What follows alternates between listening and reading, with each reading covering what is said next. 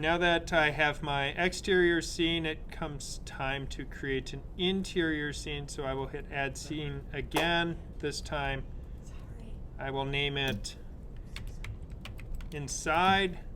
Now with my inside scene, I need to create a room.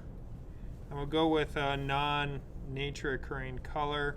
And if I want to create kind of the corner of a room, I'm going to make it extra big because that allows me to kind of do camera movements. I can move it around on screen, creating the illusion of, hey, I'm looking through a movie camera or video camera and this is what I see. So we're going to create that.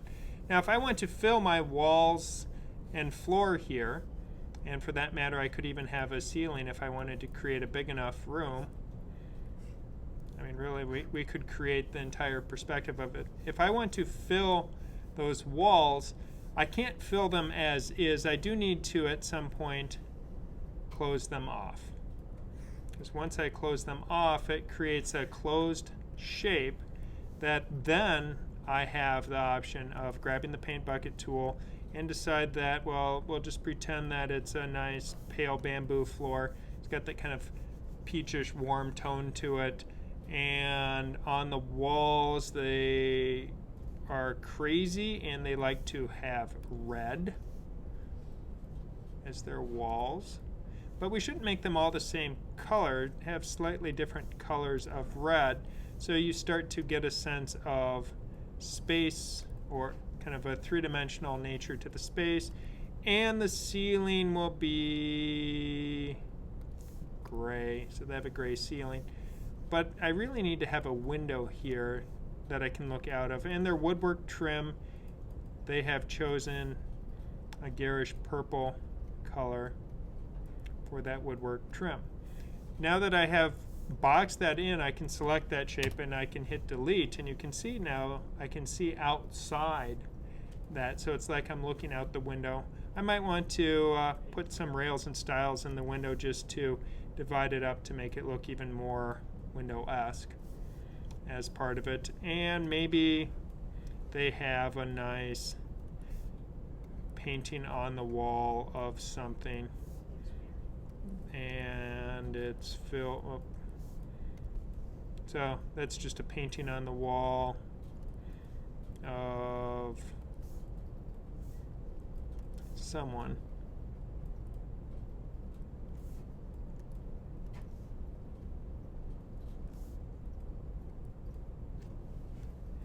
And that didn't work. Well, let's zoom up to 100% so it's a little easier. There we go. So there's now my room.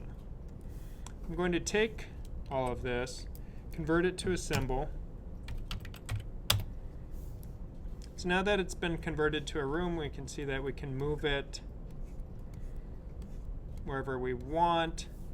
And I am going to add another layer here, and I am going to put my tree group on it.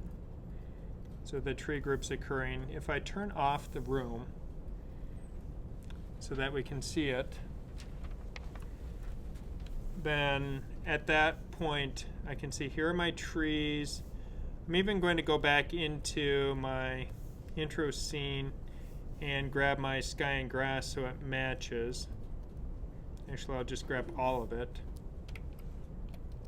Now, one thing that I could do is, as I look at this, I can just select these and copy them and it puts it on one layer. Otherwise, what might work easier is if I just hold down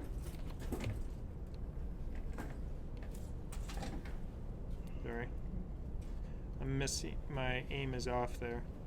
There we go. If I hold down Command, select those frames on all three layers, if I right click, I can choose Copy Frames. Not Copy, but because if I choose Edit Copy, that copies the artwork. If I choose Edit Copy Timeline Frames, or Copy Frames here, that actually copies those frames and those layers. Now if I go back to my interior scene, just going to delete what I put there because I don't really need it. Now I can choose Paste Frames, And you can see it even pasted the layers themselves. If I'd named my layers, it would have remembered the names of those layers, which would have been nice. I'm not going to animate my trees right now, so I'll turn off their tween. I can turn my room back on here. And we can see the room is now behind all of this. So if I want to see the room on top, put it on top, and now we can see the trees through the window. So now the trees are occurring through the window.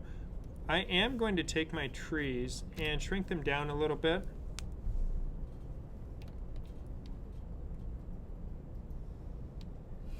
Just so it appears we can see them a little bit easier and a little better sense of space. Now, I think what I also will need is I think I did not copy my guide, unfortunately. I don't know. I should have copied it because that would have made my life a little bit easier. So if I copy frames, that copies the guide layer. Go to my inside view, go on top. If I just click here, paste frames. Whoop. Add a new layer first and then paste the frame so it doesn't obliterate what's already there. Now if my guide layer on top, and I can see what's occurring there. So now we can see that red frame. At this point, I might want to unlock that guide and turn it to a new color because the red isn't working very well with my red room. So if I select that and choose like a bright green, just so it's a little bit easier to see. So now at this point, I can animate this room, create some nice cinematic effects as I need to. So the only thing that really needs to be unlocked is going to be my room, which at this point, verify it is the correct one. I now have enough layers.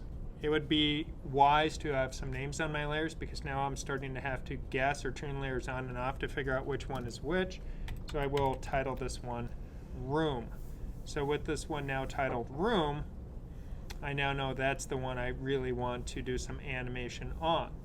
And with that, I'm just going to stretch all of these, just highlight all the way out here at the end, just click and drag, it highlights those frames, hit F5, that adds frames, create motion tween on the room layer.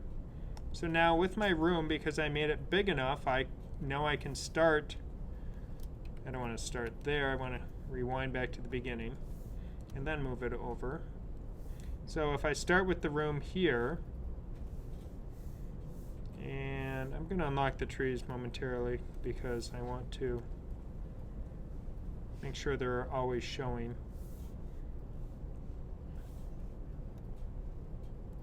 So if the trees are here, the room is there. Now I can move the room over further. And we could make it so that we are zooming out. Whoops, hang on, I missed the end. Now move it over. And with that zoom occurring, I can hold down Shift to scale it, and we can see, so we're zooming out to see more of the room. So now I have a 3-scene movie. So my 3 scenes. We'll just name this one so it makes more sense. Titles. Save this, run it. We see scene 1.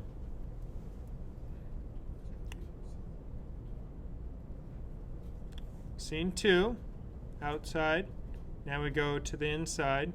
And we have a degree of continuity between those because of seeing the trees through the window. So it adds to that visual continuity between the shots so you can establish it. So we've covered a number of techniques here that work really well for separating the animation into doable chunks.